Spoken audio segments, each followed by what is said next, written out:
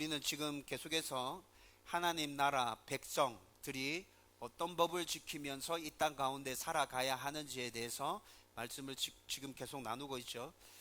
지난주에 세례식이 있어서 그 주제에서 잠깐 벗어나서 세례식과 관련된 말씀을 함께 나누었고요.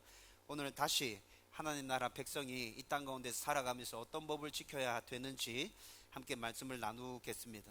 2주 전에 들었던 말씀 여러분들 잘 기억이 나실지 모르겠는데 그 말씀 잠깐 정리하고 오늘 말씀 이어서 나누려고 합니다. 2주 전에 우리는 예수님께서 율법을 폐하러 오신 것이 아니라 율법을 완성하러 오셨음에 대해서 말씀을 함께 나누었습니다. 율법주의에 꽉 매여가지고 숨을 쉴 수 없는 생활을 했던 이스라엘 백성들에게 예수님께서 오셔가지고 삶의 모범을 보여주시면서 또 새로운 법에 대해서 선포해 주시면서 이스라엘 백성들은 희망을 갖기 시작했습니다. 나의 숨통을 꽉 죄어오는 이 율법에서 벗어나서 이제 새로운 나라가 시작되고 새로운 법을 지키며 살면 되겠구나라는 그 희망이 생겨났는데, 그렇지만 예수님은 이스라엘 백성들의 기대와는 완전히 다르게 하나님 나라의 법, 구약의 율법의 연장선상에 있는 신약의 율법, 다시 말하면 하나님 나라의 법을 말씀해 주셨습니다. 그것이 지금 우리가 나누고 있는 산상수훈의 말씀이죠. 그러면서 예수님은 자신은 구약의 율법을 폐하러 온 것이 아니라 율법을 완성하기 위해서 이 땅에 온 것이라고 그렇게 말씀해 주셨습니다. 여러분, 이것을 이해하기 쉽게 설명해 드리면 구약의 율법은 아주 완벽하고 멋있는 그림의 밑그림이고, 신약의 율법은 그 그림의 아름다운 색감과 또 명암을 채우고 있는 것들이라고 했습니다. 그래서 구약의 율법과 신약의 율법이 하나 되어서 조화를 이룰 때 완전하고 멋있는 그림 한 폭이 완성되는 것이라고 했죠. 때문에 구약의 율법과 신약의 율법은 따로 떼어서 생각할 수 없다는 것이죠. 그리고 또 이 율법을 지킬 때, 일상생활에서 이 율법을 지키려고 몸부림칠 때 성경에 나와 있는 모든 율법을 다 암기하고 그 율법을 온전하게 지키기 위해서 발부둥 치면 지켜낼 수 있는 것이 아니라 원리를 알아야 이 율법을 지킬 수 있다 했습니다. 그 원리는 율법을 주신 하나님을 사랑하는 것이라 그랬죠. 율법을 주신 하나님을 사랑하면 하나님의 말씀에 귀 기울여 듣고 하나님께서 나에게 말씀하신 것을 내가 지켜야겠다, 그런 마음이 생겨나게 되죠. 그리고 그런 마음이 있다 할지라도 우리는 이 땅에 살면서 하나님의 법을 온전하게 다 지키면서 살지 못하잖아요. 그렇지만 그럼에도 불구하고 끊임없이 하나님의 말씀에 순종하려고 하는 마음이 우리 가운데서 계속 일어나게 될 것이라고. 그 마음 가지고 하나님의 말씀을 지키려고 하는 그 몸부림을 멈추지 않고 지속해서 해 나가면 우리의 좋은 아버지 되신, 우리의 주인 되신 하나님께서 도와주시고 은혜 주시고 복 주실 것이라고 성경은 우리에게 그렇게 말씀해 주고 있습니다. 여러분, 이것을 통틀어서 성경은 뭐 하는 삶이라고 얘기하고 있죠? 하나님의 말씀에 순종하는 삶, 하나님의 말씀에 순종하는 삶. 세상이 뭐라 얘기하든지, 세상의 법이 어떻든지 간에 너는 하나님의 말씀에 순종하며 살아라. 이것이 예수 믿는 사람, 우리에게 주시는 하나님의 법이거든요. 그 말씀에 순종하는 삶이 하나님의 법에 온전히 그것들을 지켜내며 살아가는 삶의 모습이라고. 그럴 때 하나님께서 복 주시고 은혜 주신다고, 우리와 함께 해 주신다고. 여러분, 저와 여러분들이 하나님의 말씀에 온전히 순종함으로 하나님의 은혜와 복을 누리며 살아갈 수 있게 되기를 주님의 이름으로 축원드립니다. 이제 오늘 말씀을 또 생각해 보십시다. 여러분, 오늘 말씀은 구약의 율법을 폐하는 것이 아니라 완성하러 오셨다고 말씀해 주신 그 예수님께서 서기관과 바리새인들의 가르침에서 더 나아가서 예수님께서 완성하시는 그 율법이 어떤 것인지에 대해서 말씀해 주십니다. 몇 가지 예를 들어서 아주 구체적으로 보여주고 계시거든요. 그러면서 그 예들 중에 오늘 우리가 읽었던 본문의 말씀은 살인과 분노에 대한 말씀입니다. 여러분, 여기서 우리가 살인과 분노에 대한 말씀을 좀 구체적으로 살펴보기 전에 먼저 지금 예수님께서 예를 들어서 말씀해 주시는 이 말씀에 대한 이해가 조금 있어야 됩니다. 예수님께서 지금 예를 들어서 내가 어떻게 율법을 완성할 것인가에 대해서 예를 들어서 말씀해 주시는데, 그 말씀이 지금 마태복음 5장 21절에서부터 48절까지 말씀입니다. 마태복음 5장 21절에서 48절까지 말씀은 6개 단락으로 나누어져 있습니다. 각 단락마다 예수님께서 예를 들어서 말씀해 주시는 그 예들이 다 다르다는 말이죠. 그 예들을 잠깐 언급해 드리면 이런 겁니다. 살인, 간음, 이혼, 맹세, 복수, 원수, 사랑, 이런 율법들에 대해서 지금 예수님께서 예를 들어서 말씀해 주고 계세요. 그리고 이 말씀들은 모두 다 처음에는 구약의 율법을 서기관과 바리새인들이 너희에게 이렇게 가르쳤지, 그런데 나는 그렇게 가르치는 것이 아니라 나는 그 율법에 대해서 이렇게 얘기해, 너희들이 이렇게 살아야 돼, 예수님께서 전부 다 이렇게 말씀해 주고 있어요. 그래서 이 6가지 예들을 잘 살펴보면요, 모두 다 똑같은 구조로 말씀이 진행되어지고 있습니다. 너희들이 전부 다 이렇게 들었었지만 나는 너희들에게 이렇게 얘기한다 라는 구조로 6가지 예들에 대한 말씀이 진행되어지고 있다고요. 여러분, 꼼꼼하게 한번 살펴보세요. 모두 똑같이 그런 구조들입니다.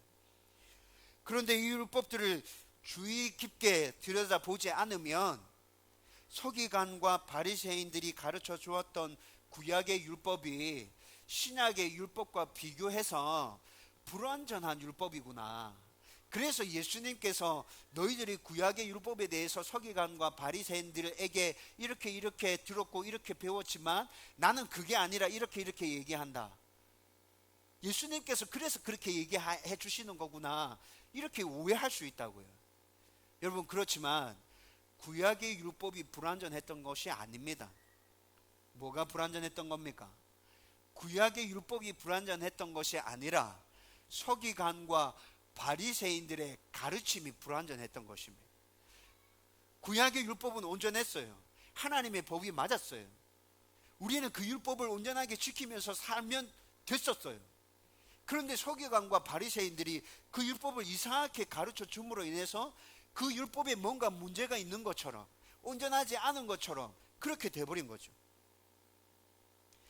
이것은 6가지 율법에 대해서 하나하나 살펴보면 구약의 율법이 불완전했던 것이 아니라 서기관과 바리새인들의 가르침이 불완전했구나라는 것을 금방 확인할 수 있게 될 겁니다. 그런데 그 6가지를 확인하면서 우리가 이런 것들을 알기 전에 먼저 이에 대한 이해를 충분히 하고 출발하려고 하면 십계명 말씀을 여러분 머릿속에 한번 떠올려 보면 금방 이해할 수 있습니다. 여러분, 성경의 출애굽기에, 신명기에, 그리고 십계명 말씀이 이렇게 나타나죠. 십계명은 우리가 알고 있는 그대로 하나님의 법을 10가지로 정리해서 우리에게 말씀해 주고 있는 것입니다. 여러분, 예를 들어서 이계명 한번 살펴보십시다. 이계명은 우상을 만들지 말라 하는 계명이죠. 우상을 만들지 마라. 땅에 있는 것이나 하늘에 있는 것이나 물속에 있는 것이나 어떤 형상이든지 우상을 만들지 말고 그것들을 섬기지 말라 라고 말씀하시는 계명이 이 계명입니다. 그러면 이 계명을 있는 그대로 받는다면 여러분, 형상과 관련해서 내가 아무것도 만들지 않고 아무것도 섬기지 않으면 나는 우상 숭배 안 하는 것입니까? 땅에 있는 것, 하늘에 있는 것, 물속에 있는 것, 그것들의 형상을 내가 만들지 않으면 나는 우상 숭배 안 하고 있는 거야. 여러분, 그러면 이 시대에는 형상을 갖추지 않았지만 우상이 되어져 있는 것들이 너무나 많습니다. 돈, 명예, 자녀. 여러분, 이것들은 어떻게 할 건데요? 있는 말씀 그대로를 받아들인다고 하면 형상에 있는 것만 안 만들면 돼. 그러면 나는 우상 숭배 안 한 거야. 이렇게 되죠. 그렇지만 하나님께서는 그렇게 말씀하신 게 아니에요. 형상 있는 것뿐만이 아니라 하나님을 사랑하는 것 보다 너가 더 사랑하는 그 모든 것이 다 우상이야 라고 말씀해 주고 있는 거거든요. 하나 더 예를 들어 볼까요? 5계명이 어떻게 됩니까? 10계명에서 5계명이 어떻게 되죠? 내 부모를 공경하라. 내 부모를 공경하라 라고 하는 말씀 앞에 있는 그대로를 받아들인다면 나의 부모만 공경하면 되는 것입니까? 그러면 다른 부모들에 대해서 어떻게 할 거예요? 교회 안에서 함께 신앙생활을 하고 있는 어른들에 대해서는 어떻게 대할 것입니까? 여러분, 내 부모를 공경하라 라는 이 말씀은 너와 관계를 맺고 있는 모든 어른들을 공경하고 공손하게 대해라 라는 말씀이거든요. 여러분, 어떤 것인지 알겠죠? 여러분, 구약에 있는 십계명 말씀은 원리적인 부분을 우리에게 제공해 주고 있는 거예요. 모든 것들을 포괄해서 원리적인 부분을 우리에게 말씀해 주고 있는 것입니다. 우리는 그 원리적인 말씀을 받아서, 그 율법을 받아서 그 원리에 맞게끔 모든 것들을 생각하고 판단해서 하나님의 말씀을 지켜가야 한다는 것이죠. 여러분, 구약 말씀 중에 모세오경, 창세기, 출애굽기, 레위기, 민수기, 신명기, 이게 모세오경이라고 말하거든요. 그리고 율법서라고 말합니다. 여러분, 이 모세오경을 자세하게 한번 읽어보십시오. 여러분, 십계명의 말씀을 근간으로 해서 하나님의 말씀이, 하나님의 율법이 얼만큼 잘게 쪼개져 있는지 모세오경을 읽어보면 우리는 금방 알 수 있습니다. 이 시대를 살아가는 현대인들이 그 모세오경에 나타나 있는 그 율법대로 이 세상을 살아간다면, 그것들을 지키며 이 세상을 살아간다면 여러분, 우리가 살아가고 있는 이 공동체 안에서 아무런 문제가 일어나지 않습니다. 그만큼 자세하게 잘게 다 나눠져 있다는 거죠. 단지 십계명은 그 세부적인 율법들에 대한 원리적인 것들을 다 포괄해서 우리에게 말씀해 주고 있다는 것이죠. 여러분, 예수님께서 지금 예수님을 믿음으로 새롭게 하나님 백성된 자들에게 새로운 하나님의 나라법을 말씀해 주고 있습니다. 그런데 그 새로운 하나님의 나라법은 제가 계속 말씀드렸듯이 구약의 율법의 연장선상에서 그 율법을 다 포함하는 새로운 것 같지만 전혀 새롭지 않은 예전부터 존재해 왔던 그 법을 지금 예수님께서 말씀해 주시는 거라고. 그런데 서기관과 바리새인들이 잘못 가르침으로 인해서 오해하고 있었던 것을 바로잡아서 말씀해 주시는 거죠. 여러분, 이렇게 예수님께서 율법에 대한 이해를 바로잡아 주시기 위해서 구체적인 예 6가지를 들어가면서 빨리 바로 잡을 수 있도록 말씀해 주고 계신다는 것입니다. 오늘부터 생각할 말씀에 대해서 오늘 5장 21절에서 5장 48절까지는 6가지 예가 구체적으로 나타난다고 그랬는데, 그 중에 오늘 살인과 분노에 대한 말씀을 첫 번째로 생각한다 그랬죠.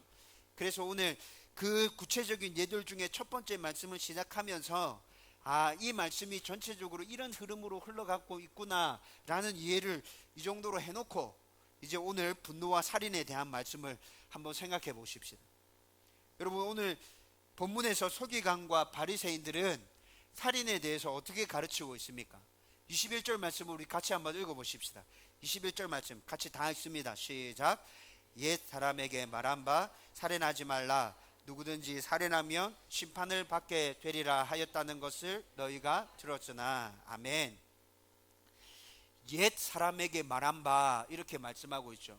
이 말이 무슨 말이에요? 이 말은 구약의 율법에서 옛날에 살았던 너희 조상들에게 하나님께서 구약시대 때 살인하지 말라라는 말씀을 주셨지, 옛날에 주어진 계명이 맞죠? 그래서 옛 사람에게 말한 바라고 말씀하고 있는 거죠. 지금 6계명에 대해서 얘기하고 있습니다. 살인하지 말라라는 6계명에 대해서 얘기하고 있죠. 여러분, 이 계명에 근거해서, 살인하지 말라라고 말씀하신 이 계명에 근거해서 서기관과 바리새인들이 이스라엘 백성들에게 어떻게 가르쳤냐? 살인하지 마라, 이렇게 가르쳤어요. 살인하지 마라. 여러분, 살인하면 안 되죠. 큰일 나죠. 그렇죠? 여러분, 이거는 옛날 옛적이나 지금이나 다 똑같은 것입니다. 여러분, 그런데 단지 살인하지 말라라고만 6계명이 말씀하는 것이 아니라는 것이죠. 그런데 서기관들은 단지 살인하지 말라라고만 가르쳤기 때문에 문제가 되었다는 것입니다. 여러분, 제가 오늘 말씀을 준비하면서 확실하게 이해되어진 것이 하나 있습니다. 제가 오늘 말씀을 준비하기 전에는 제가 성경에 등장하는 한 사람이었는데, 이 사람 보면서 이거 완전 미친놈이구나 이렇게 생각한 사람이 있었어요. 그 사람이 누구냐면 마가복음 10장 17절에서 22절에 등장하는 부자 청년입니다. 여러분, 부자 청년이 예수님께 나왔습니다. 예수님께 질문합니다. 예수님, 제가 어떻게 하면 구원받을 수 있겠습니까? 그 부자 청년이 이렇게 질문하거든요. 예수님께서 그 부자 청년에게 대답해 주십니다. 네가 하나님께서 말씀하신 계명을 알잖아. 살인하지 말라, 간음하지 말라, 도둑질하지 말라, 거짓 증거하지 말라, 속여 빼앗지 말라, 내 부모를 공경하라. 하나님께서 말씀하신 그 모든 계명을 다 지켜 행하면 너 구원받을 수 있게 될 거야. 여러분, 하나님의 법, 하나님의 계명을 완벽하게 지키면 구원받을 수 있는 건 맞습니까? 맞습니다. 완벽하게 지키면 구원받을 수 있습니다. 그런데 문제는 완벽하게 지키는 사람이 있습니까? 없습니까? 그게 문제인 거죠. 완벽하게 지키지 못했기 때문에 예수 그리스도께서 이 땅에 오셔서 우리 죄를 대신해서 벌 받아 주신 것 아니에요? 그런데 완벽하게 지키는 사람이 있다면 그 사람은 분명히 구원받게 될 거예요. 그렇죠? 네. 예수님께서 그렇게 말씀하세요. 너 완벽하게 지키면 구원받을 수 있다. 그런데 이 예수님의 말씀에 부자 청년이 뭐라 대답합니까? 저는 이 부자 청년의 대답을 도무지 이해할 수가 없었어요. 여러분, 그 부자 청년이 이렇게 말씀합니다. 이 계명은 내가 어려서부터 다 지켰나이다. 완전 정신 나간 사람 아닙니까? 어떻게 예수님 앞에서 이렇게 얘기할 수 있어요? 이 계명은 내가 어려서부터 완벽하게 다 지켰나이다. 여러분, 제가 이 부자 청년이 얘 약간 미쳤다 이렇게 생각이 들었다 했죠. 여러분, 제 마음이 이해되세요? 여러분, 이 부자 청년 이해되십니까? 어떻게 하나님의 말씀을, 하나님의 법을, 하나님의 계명을 다 지켰다고 얘기할 수 있지? 얘 지금 무슨 생각하고 있는 거야? 여러분, 그런데 제가 오늘 말씀을 준비하다가 이 부자 청년의 이 대답이 이해되어졌다니까요. 여러분, 이 부자 청년은 지금 서기관과 바리새인들의 가르침을 받은 청년이죠. 그렇죠? 서기관과 바리새인들의 가르침을 받았어요. 그런데 서기관과 바리새인들이 하나님의 말씀에 대해서 어떻게 가르쳤습니까? 있는 그대로, 눈에 보이는 그대로. 살인하지 말라. 그래, 이 말씀은 살인하지 말라는 거다. 살인하지 마라. 거짓말하지 말라. 이 말씀은 거짓말하지 말라는 거다.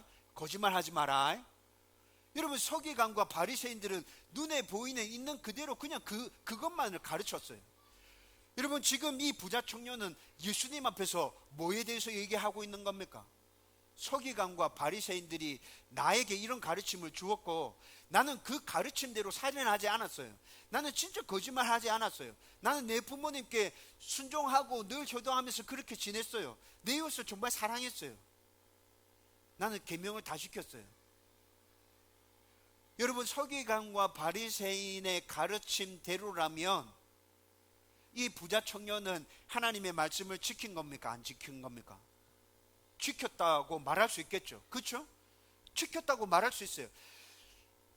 서기관과 바리새인의 가르침대로 말씀을 지키는 것도 엄청나게 어려운 일인데, 그런데 이 부자 청년이 진짜 몸부림치면서 치열하게 말씀을 붙들고 살았다면 서기관과 바리새인의 그 가르침대로 진짜 말씀을 지키면서 살았구나. 얘 진짜 대단하다.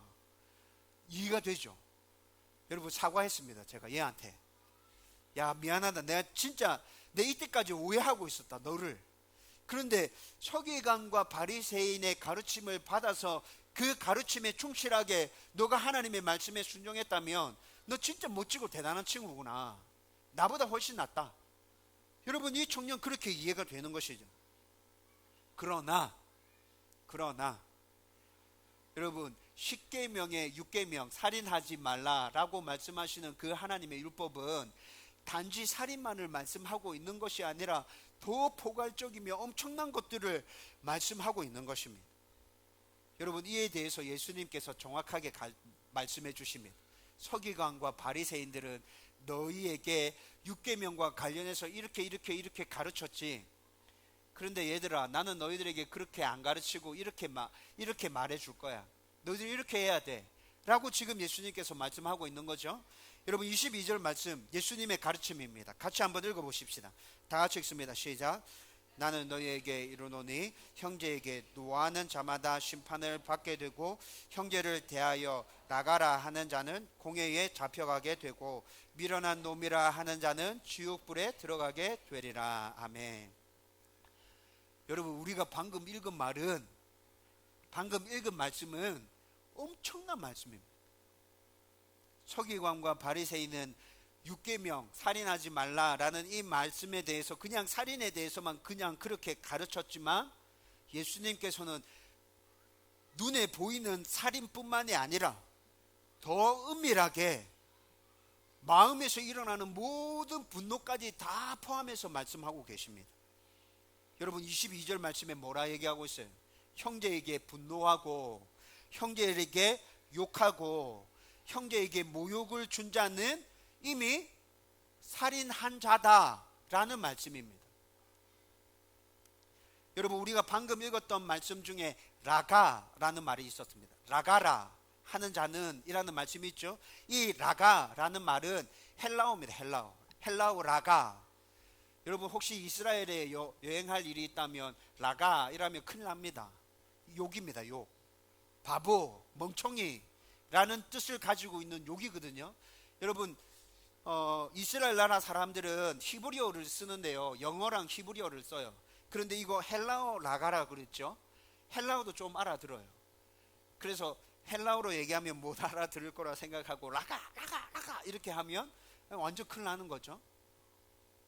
여러분, 아주 사람을 무시하고 아주 사람을 아래로 쳐다보는 듯한 눈빛을 가지고 바보, 멍청이 이렇게 말하는 것, 여러분 가끔씩 들어볼 때 있잖아요. 그렇죠? 굉장히 기분 나쁘고 자존심 상하고 확 저걸 어떻게 해버리고 싶고, 진짜 그렇죠? 여러분, 이거 욕이거든요. 그런데 형제에게 대해서 내가 관계를 맺고 지내는 친한 사람이든지 안 친한 사람이든지 내가 관계를 맺고 지내는 그 모든 사람들에 대해서 그렇게 모욕 주는 말을 하면, 욕하면 어떻게 된다고요? 재판정에 끌려간답니다. 재판장에 끌려가서 재판받는데요.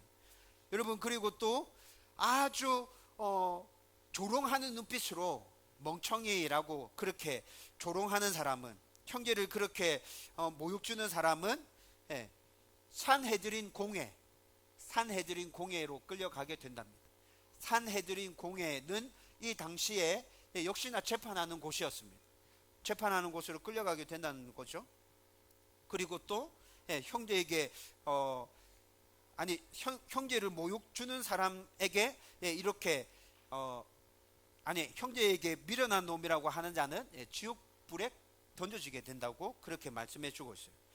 여러분, 제가 지금 마태복음 5장 22절의 말씀과 관련해서 설명을 드렸는데, 설명하면서 제가 좀 꼬였습니다. 그런데도 지금 이게 무슨 말인지 여러분들 머리가 좋으시니까 다 알아들었죠. 맞죠? 네. 여러분, 이 말씀 앞에서 나 자신을 한번 바라보십시오. 예수님은 지금 살인의 죄에 대해서 말씀하시면서 왜 이렇게 수준을 높여서 말씀하고 계실까요? 여러분, 이 말씀 앞에서 해당되지 않는 사람 있습니까? 형제에게, 나랑 관계 맺고 지내는 사람에게 분노하지 않은 분 있나요? 욕하지 않은 사람 있나요? 조롱하고 모욕 준 적 한 번도 없습니까? 예수님께서는 도대체 왜 이렇게 살인죄에 대해서 수준을 높여서 이렇게 말씀하고 있어요? 이 말씀대로라면 나 살인죄인데? 나 살인자인데? 여러분, 그렇게 생각되지 않나요? 예수님께 물어보고 싶습니다. 예수님, 제가 살인자입니까? 진짜 제가 살인자 맞습니까? 이렇게 물어보면 오늘 말씀대로라면 예수님 나에게 뭐라 말씀하시는 거예요? 그래, 네 살인자 맞다, 이렇게 말씀하시겠죠. 여러분, 이게 무슨 말이에요? 신약 성경에서는 우리가 율법을 지킬 수 없다고 말씀하고 있잖아요. 율법을 지킬 수 있는 게 아니라 율법을 지킬 수 없다고 말씀하고 있죠. 그런데 율법을 지킬 수 없는 우리들에게 왜 이렇게 수준을 높여서 이렇게 어려운 말씀을 계속 이야기하고 있냐, 이해가 안 되죠. 여러분, 로마서 3장 20절 말씀 같이 한번 읽어보십시다. 다 같이 읽습니다. 시작. 그러므로 율법의 행위로 그의 앞에 의롭다 하심을 얻을 육체가 없노니 율법으로는 죄를 깨달음이니라. 아멘. 예수님께서 왜 이렇게 수준을 높여서 우리에게 말씀해 주고 있다고요? 율법을 지킬 수 있는 사람이 있다고요? 없다고요? 없다고요. 율법을 지킬 수 있는 사람 아무도 없어. 그런데 내가 너희에게 율법을 준 이유는, 내가 이것을 지키라고 너희에게 계속 요구하는 이유는, 너가 율법을 지킬 수 없음에 대해서, 너가 죄인임에 대해서 철저하게 깨달아 알아라고 그렇게 하는 거야. 하나님께서 지금 이렇게 말씀해 주고 있습니다. 여러분, 이것을 깨달아 알면 우리는 누구를 필요로 하게 되는 것입니까? 예수 그리스도를 필요하게 됩니다. 내가 율법을 지킬 수 없구나, 내가 죄인이구나. 여러분, 이것을 철저하게 깨달아 알아야 나의 죄를 위해서 대신 십자가 지신 예수 그리스도가 필요하게 되는 것이고, 그 예수님이 나의 구주가 되는 것이고, 그 예수님을 믿음으로 하나님의 자녀 되는 은혜를 누릴 수 있게 되는 것이죠. 여러분, 죄인임에 대한 이 깨달음이 없으면 예수님이 아무리 엄청난 일을 해주셨다 하더라도 그 예수님은 나와 아무런 상관이 없는 사람이 되어버리는 거죠. 성경은 분명하게 얘기해 줍니다. 율법의 역할은 너가 죄인이라는 것을 깨닫게 해주는 그것이 율법의 역할이에요. 너는 율법을 절대로 지킬 수 없어. 너는 그 율법을 충족시킬 수가 없어. 성경은 계속 이렇게 말씀해 주는 거예요. 여러분, 이 사실을 깨달아 아는 사람이 더 큰 하나님의 은혜를 누릴 수 있습니다. 이거 굉장히 아이러니지 않습니까? 내가 죄인임을 깨달아 아는 사람이 더 큰 하나님의 은혜를 누릴 수 있다. 여러분, 이거 참 이해가 안 되고 어렵게 다가오는 것이지만 이것이 성경에서 말씀해 주고 있는 진리라고요.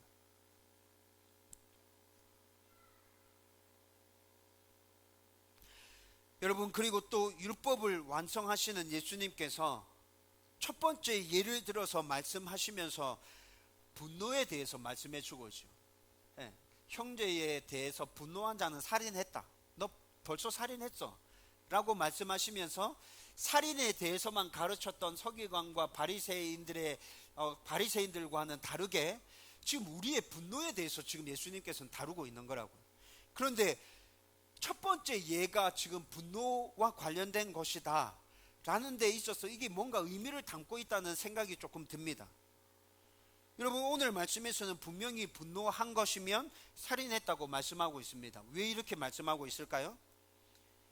여러분, 오늘 말씀에서 분노에 대해서 말씀하고 있는 이것은 잠깐 생겼다가 사라지는 그 분노를 얘기하는 게 아닙니다. 여러분, 모든 사람들이 다 화냅니까? 안 냅니까? 여러분들은 화 안 내는 것처럼 정말 거룩하게 안, 저 화 진짜 잘 냅니다. 네, 화 잘 냅니다. 여러분, 우리가 살아가면서 화 낼 때 있죠. 분노할 때 있죠. 여러분, 이거 정상적인 감정입니다. 그렇죠? 하나님께서 우리에게 주신 정상적인 감정이라고요. 그런데 이렇게 화내고 이렇게 분노하는 것에 대해서 다 말씀하고 있는 게 아니에요. 어떤 분노에 대해서 말씀하고 있냐?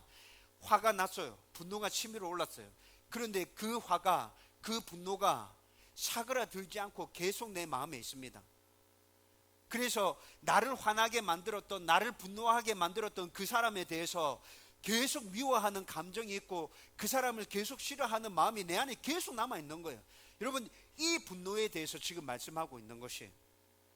여러분, 이런 분노 때문에 모든 범죄가 일어나고 있다고 말해도 과언이 아닙니다. 미국에 있는 한 심리학자가 사람 마음 가운데 남아있는 이 분노가 어떻게 범죄로 연결되는지에 대해서 조사하고 연구했습니다. 그래서 논문으로 발표했죠. 그런데 그 논문의 핵심 결론이 뭐냐면 분노가 범죄를 유발하는 데 있어서 굉장히 밀접한 연관성이 있다. 이렇게 결론을 맺고 있어요. 여러분, 미국에서 요즘 총기 사고가 굉장히 많이 일어나고 있습니다. 뉴스를 통해서 접하고 있죠. 여러분, 이 총기 사고가 왜 일어납니까? 어떻게 해결하지 못한 분노가 그 범인들 안에 남아있으면서 그것이 폭발하면서 그런 사고가 일어나게 되는 거죠. 우리나라에도 묻지마 폭행이라는 것이 있습니다. 노약자와 여성들을 이유 없이 그냥 때려서 상처 입히고 죽이는 그런 일들, 우리는 가끔씩 뉴스에서 접하지 않습니까? 그들이 왜 그렇게 합니까? 사라지지 않는 분노 때문에 그렇게 하는 거예요. 여러분, 사라지지 않는 분노 쉽게 발견하는 장소가 어디입니까? 차 안에서 가다가 욱 하면서 훅 튀어나올 때 있죠. 여러분, 사라지지 않는 분노가 내 안에도 존재하고 있다는 증거입니다. 그게 여러분, 이런 분노들이 해결되어지지 않고 그대로 남아있는 그 상태에 대해서 지금 예수님께서 말씀하는 거예요. 그 분노가 너희들 안에 있으면 너희는 다 살인한 자다라고 말씀하고 있죠. 그리고 이 분노는 모든 죄와 연결되고 결국 이 분노 때문에 살인하게 되므로 예수님께서 분노가 곧 살인이다 라고 말씀하시는 거죠. 그리고 또 분노는 모든 죄의 근원이 된다고 했는데, 여러분, 이 분노보다 더 밑바탕에 있는 죄의 근원이 있습니다. 제가 이거는 가끔 여러분들에게 말씀드렸던 것 같아요. 여러분, 바로 교만의 죄입니다. 교만의 죄인데, 그런데 분노를 잘 하는 사람이 교만의 죄를 품고 있습니다. 자기의라고 들어보셨나요? 자기의라는 것이 있습니다. 나는 저 사람보다 괜찮아. 나는 꽤 괜찮은 사람이야. 나는 법을 잘 지키지. 나는 깔끔하지. 나는 멋지지. 이런 자기의라는 것이 있어요. 그런데 여러분, 자기의가 교만에서부터 시작되는 거거든요. 여러분, 솔직히 까놓고 얘기해 보세요. 다른 사람들이랑 비교해서 내가 낫다고 말할 수 있습니까? 여러분, 깊은 곳을 들여다보라니까요. 여러분의 깊은 곳 들여다보세요. 다른 사람이랑 나랑 다를 것이 없습니다. 살인죄를 저지른 그 사람이랑 나랑 다를 것이 없다고요. 자기의로 똘똘 뭉친 사람이 쉽게 분노합니다. 여러분, 제가 쉽게 분노합니다.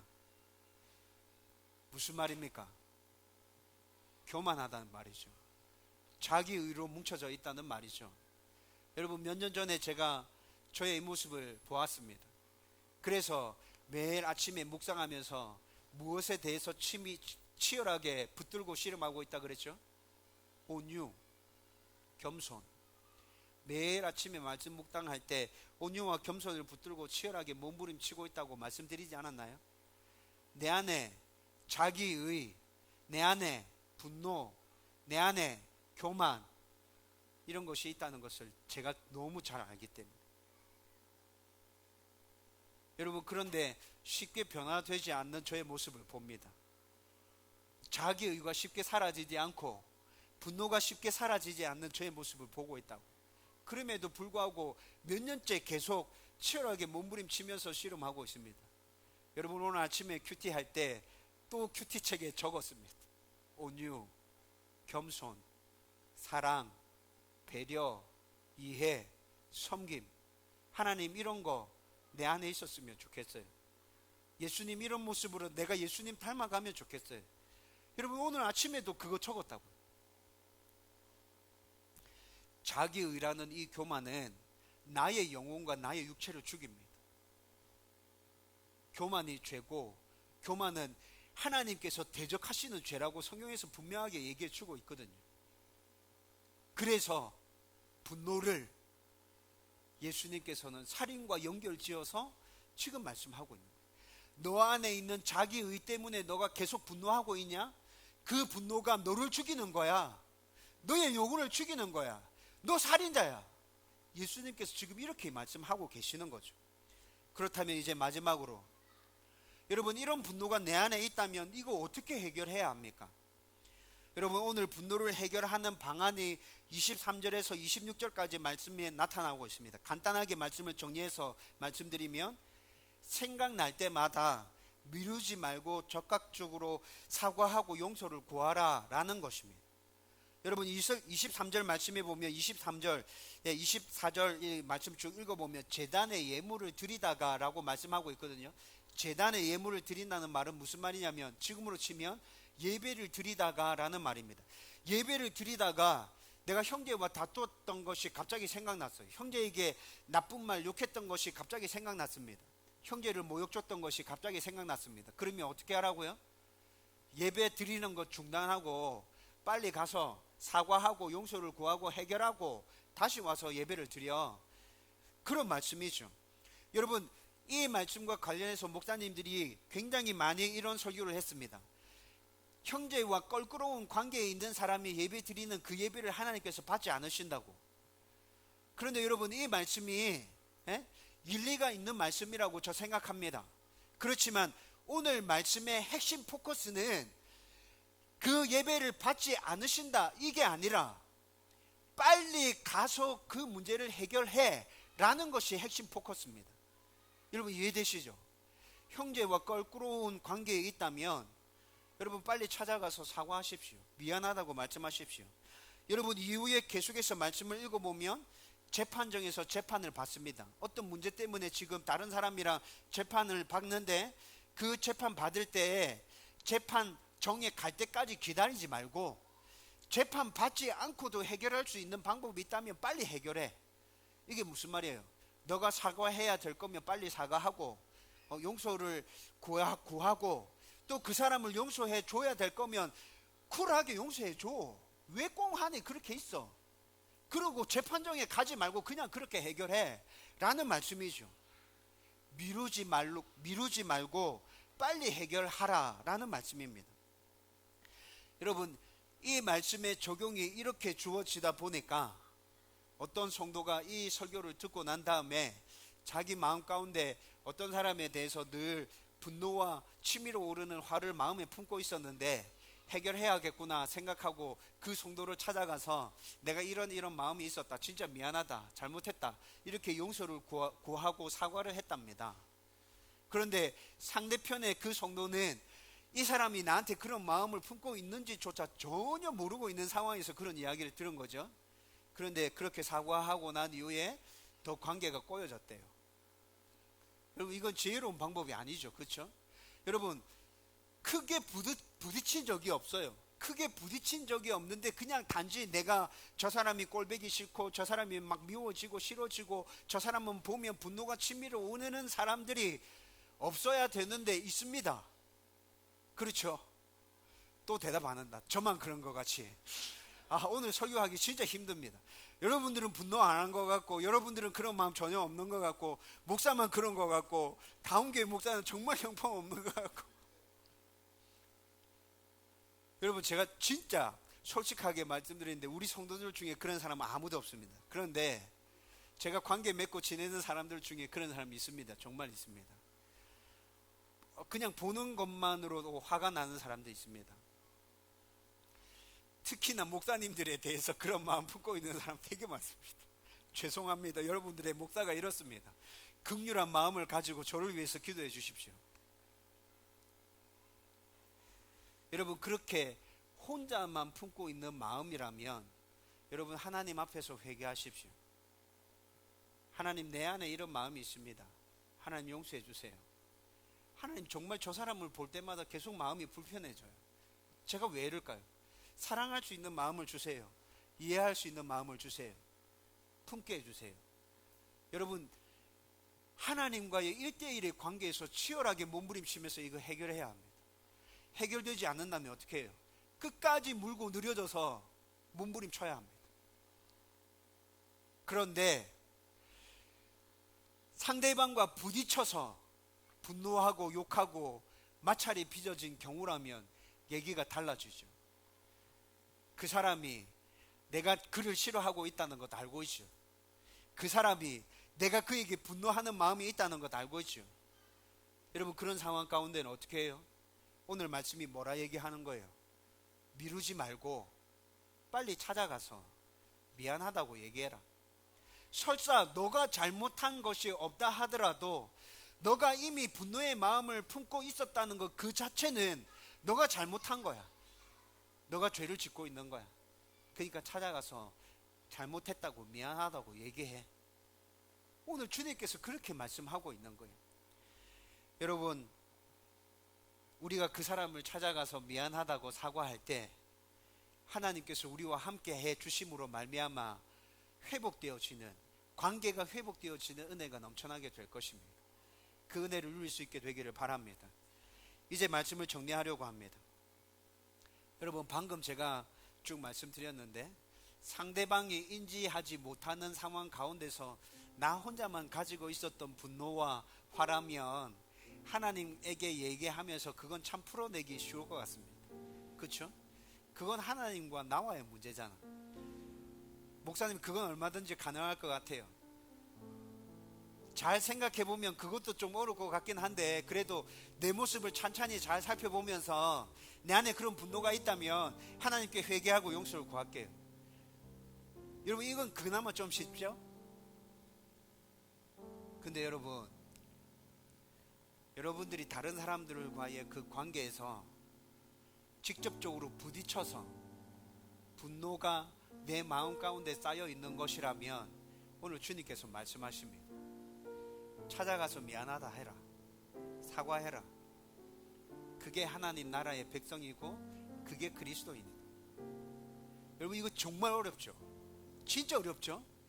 내가 잘못한 것이 하나도 없는데 단지 그 사람이 그래가지고 내가 확 그랬을 경우 같으면 이 말씀 진짜 받아들이고 싶지 않습니다. 아니요 하나님, 아니요 예수님, 죄가 잘못한 게 없어요. 그 사람이 그렇게 해서 지금 이 일이 발단된 거잖아요. 여러분, 이렇게 항변하고 싶지 않으세요? 그런데 주님께서 우리에게 계속 말씀하십니다. 네가 찾아가서 미안하다 해라. 여러분, 제가 누누이 계속 말씀드리잖아요. 예수 믿는 사람은, 하나님의 법을 지키면서 사는 사람은 이렇게 받아들이기 힘들고 어려운 말씀 앞에서도 뭐 하는 것이라고요? 순종하는 것이라고, 첫 발을 내딛는 것이라고. 여러분, 이 말씀 앞에서 우리가 첫 발을 내딛게 될 때 하나님의 살아계심을 역사 경험하게 되는 것이, 하나님이 정말 계시구나. 내가 정말 하기 싫었는데, 못할 것 같았는데, 완전 거부하고 싶었는데, 그런데 순종하는 마음을 가지고 이렇게 첫 발을 내디뎠더니 하나님께서 이런 은혜를 주시구나. 하나님, 내 마음을 이렇게 만져주시구나. 하나님께서 관계를 이렇게 회복시켜 주시구나. 여러분, 이런 경험을 통해서 우리는 하나님의 살아계심과 하나님이 나를 사랑하심과 말씀이 살아있음과 말씀이 나의 가운데 역사하고 있음을 경험하게 되는 것이죠. 여러분, 더 어려운 거 말씀드릴까요? 여러분, 부부 사이에서 감추고 있는 그 분노를 얘기해 보신 적 있습니까? 가족과의 그 관계에서 여러분 감추고 있는 그 분노를 얘기해 보신 적 있나요? 아내와 남편끼리 여러분 분노를 감추고 있을 때 있습니다. 그런데 그거 먼저 얘기 꺼내기가 그렇게 힘듭니다. 자존심이 상하는 일 같습니다. 정말 그렇게 하고 싶지 않습니다. 상대가 먼저 나에게 얘기해주고 그래서 그냥 자연스럽게 일이 풀어졌으면 좋겠다 생각하고 나는 끝까지 먼저 미안하다 얘기 안 하고 있죠. 자녀들에게 그렇죠. 여러분, 오늘 집에 돌아가셔서 남편에게 아내에게 감추고 있는 분노가 있다면 얘기하세요. 상대방을 지적해서 말하지 말고 나의 이야기를 하세요. 나의 이야기를. 내가 미안하다. 내가 잘못했다. 내가 이해하지 못했다. 내가 품어주지 못했다. 정말 미안하다. 여러분, 자녀들에게 그렇게 얘기하세요. 어려서 이해하지 못할 거라 생각합니까? 아니요. 아이들 알아듣습니다. 미안하다고 얘기하세요. 잘못했다고 얘기하세요. 용서해달라고 얘기하세요. 여러분, 이렇게 우리가 나의 분노에 대해서 이런 모습으로 대처해 나갈 때 저와 여러분들 가운데 하나님이 넘치는 평안과 은혜가 있게 될 것입니다. 이 은혜 누리며 살아가는 하나님의 백성들 되기를 주님의 이름으로 축원드립니다.